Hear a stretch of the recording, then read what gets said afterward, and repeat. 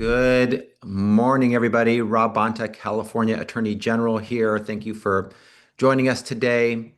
As I'm sure you've been closely following, in the early hours of Sunday morning, President Trump and Defense Secretary Pete Hegseth unlawfully federalized 2,000 California National Guard troops for 60 days with no indication as to when they intend to stand down. They did so without authorization from Governor Newsom and against the wishes of local law enforcement who were on the ground, actively assessing and responding to the situation in Los Angeles in real time. A situation that didn't warrant the National Guard. In fact, by this time, the first few hundred troops arrived on Sunday. Excuse me, by the time the first few hundred troops arrived on Sunday, the protests had mostly dissipated and streets were mostly quiet and calm. Since Trump announced his plan to deploy troops, the situation on the ground has escalated quickly, with unrest growing overnight, causing highways to close and putting people in danger. This wasn't the case on Saturday or Sunday morning. This was not inevitable. We'll never know what might have been had the president left our state and local authorities to continue the important work they were already doing and were more than capable of doing.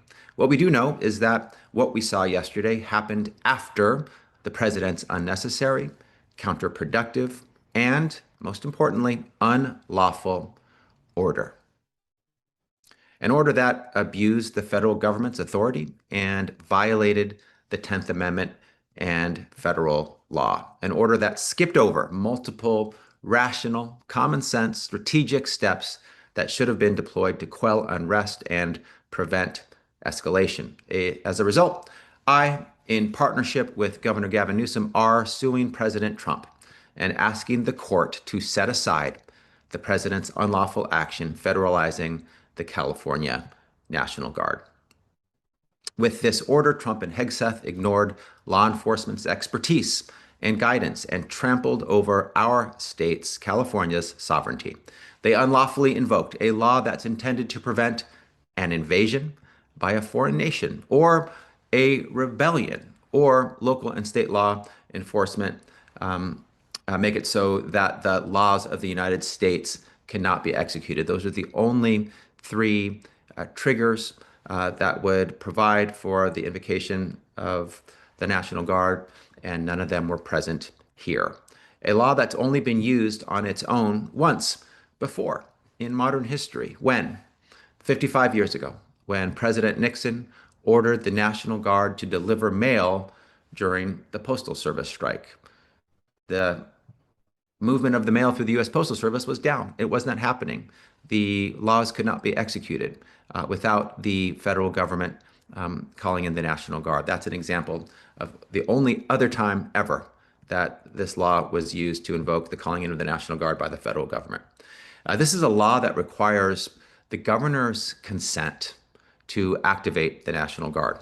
This is the first time since 1965 that a president has activated the National Guard without a request from the state's governor. And the governor of California knows how to call in the National Guard if and when it's needed. He did it with the LA fires. He did it in the summer of 2020 with some of the protests in California. So this is something that is within Governor Newsom's sovereignty, and he did not authorize the use of the National Guard here, did not call for it. Yesterday afternoon, Governor Newsom actually sent a letter to Mr. Hegseth requesting that the secretary rescind the unlawful deployment of troops and return them to the governor's command. The request was ignored. We don't take lightly to the president abusing his authority and unlawfully mobilizing California National Guard troops. Service members who work hard day and night to protect our state. They're tackling fentanyl at the border. They're tackling wildfires and preparing for the next one. They train and they prepare so they're ready if they're called to war. They work to keep our border secure. prevent fentanyl from infiltrating our neighborhoods, poisoning our people, and killing our communities. They stand ready to move in at a moment's notice to respond to a natural disaster. Activating these troops for protests that local law enforcement had confirmed at the time were under control is deeply unfair and disrespectful of their service and sacrifice. It pulls them away from critical work that needs and requires their immediate attention. If the situation had necessitated support from the National Guard at the time, Governor Newsom would have swiftly deployed them, something he's already done during his time in office, again, including as recently as this January, a few months ago, when he called service members to help respond to the wildfires in Southern California. National Guard weren't needed in LA yesterday, and sending them in only escalated the situation and contributed to the developments we saw overnight. I was in communication with local law enforcement this weekend, who confirmed that they had what they needed to control the protests in Paramount. If local law enforcement did decide they needed further support, the first rational step would be to call upon other nearby agencies, call in mutual aid through strong strategic protocols we have in place in the state already. There's a progression here. If you can handle it internally, the situation on the ground, which over the weekend the LA Sheriff's Department and LA Police Department were fully capable of, then you do so. If you need additional support, you call for mutual aid. They didn't need any mutual aid over the weekend. California local law enforcement, over the weekend before the president issued the order calling in the National Guard. California local law enforcement are prepared. They're trained and they're resourced to handle situations exactly like this. This is what they do. They know how to do their jobs and know when to call in backup, including the National Guard, when, if it is necessary, when, if it is fit to do so. That was not the case on Sunday. Trump and Hegseth jumped from 0 to 60, bypassing law enforcement expertise and evaluation. They threw caution to the wind and sidelined strategy in an unnecessary and inflammatory escalation that only further spurred unrest. Let's be very clear, there was no risk of rebellion, no threat of foreign invasion, no inability for the federal government to enforce federal laws. It's no accident that the right to peaceful protest is in the First Amendment. It's because peaceful protest is a cornerstone of any healthy democracy.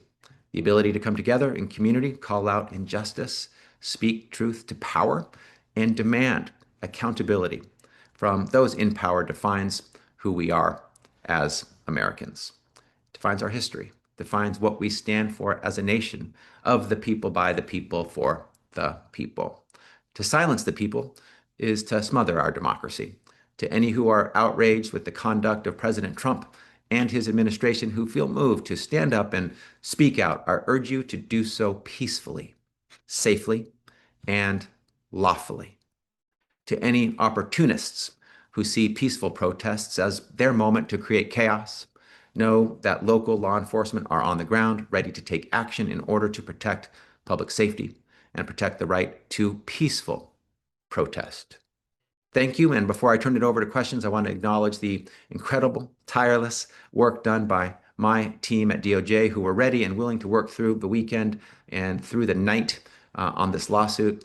Brendan Hammy, Kendall Mickle, Thwaite, Megan Richards, Lorraine Lopez, Luke Friedman, Nicholas Espiritu, Marissa Malouf, Robin Goldfaden, James Stanley, Laura Fair, Nick Green, Christina Bull-Arndt, and Jacqueline Gonzalez. Thank you. And with that, I'd be happy to take your questions. Thanks for watching. Now let's get to the reflection portion of the video. It's really interesting.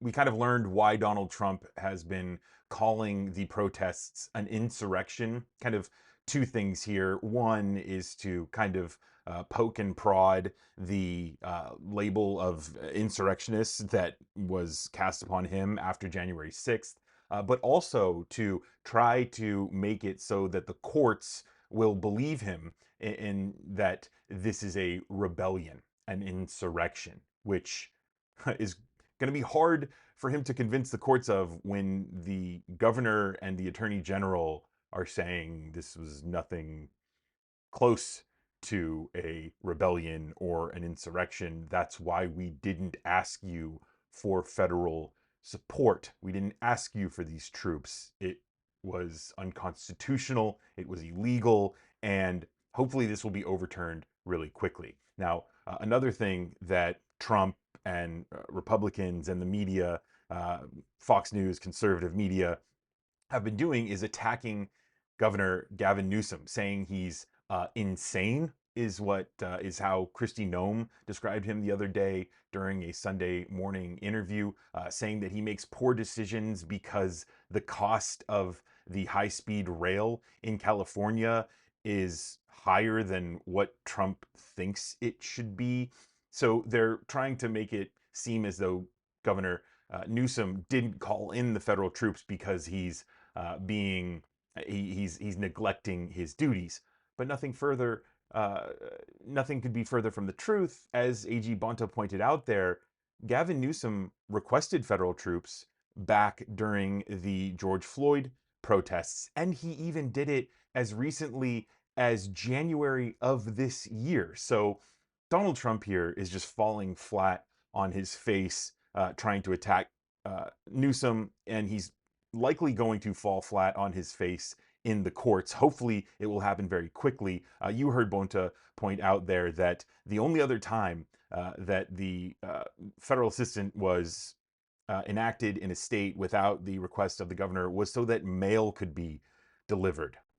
So the idea that he has the precedent and he was justified in sending in these troops because Nixon had the mail delivered is just wildly delusional. But in the meantime, we all have to wait and watch as tensions continue to escalate, protests continue to grow, and we just have to keep our fingers crossed that people are going to be safe, people are going to be peaceful, and the violence is going to be held to a minimum. Thanks for watching. My name is Brennan Plank. Be sure to leave your reflections down in the comments below. See you in the next video.